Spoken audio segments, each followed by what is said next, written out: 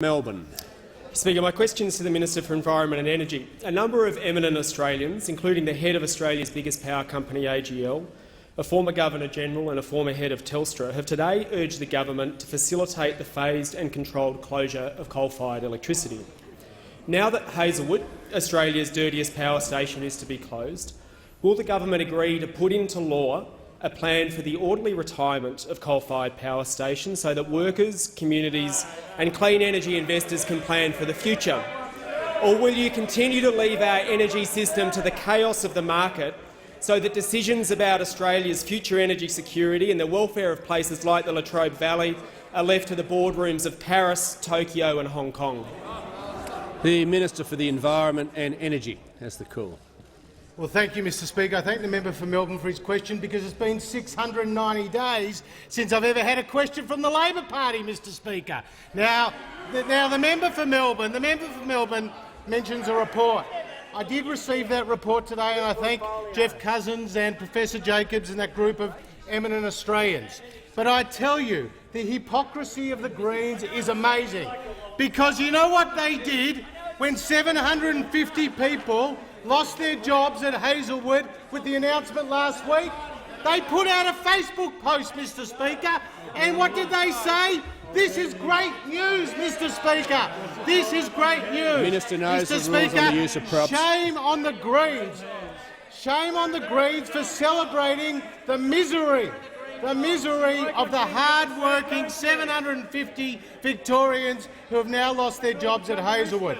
Now, Mr Speaker, we recognise that a lower emissions future is a good thing. We also recognise that energy security is our #1 priority. And rather than be irresponsible like those opposite who have joined with the Greens most recently in the Senate to support a motion encouraging the closure of coal-fired power plants, we will do everything to ensure the stability of our system. You see, for the Greens, it's all care and no responsibility. They don't care if we see a repeat of the blackout in South Australia.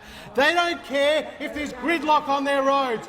You don't care if Arium loses its power and Olympic Dam loses its power and the Port Pirie smelter loses its power and people are put out of work.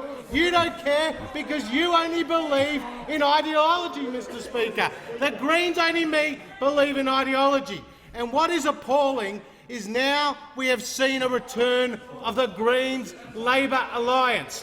Those opposite are prepared to trade the blue-collar jobs in the regions, for Green votes in the city, Mr Speaker. They're prepared to trade blue-collar jobs in the regions for Green votes in the city. And where did we see that? We saw that in a motion, Mr Speaker. The motion was in the Senate on the 13th of October, which had said the Greens and the Labor Party support. The Minister will resume his seat. The member for Melbourne Port's on a point of order. Mr Speaker, there's 30 seconds to go on relevance. He might like to explain his plan for jobs in the Valley if he cares.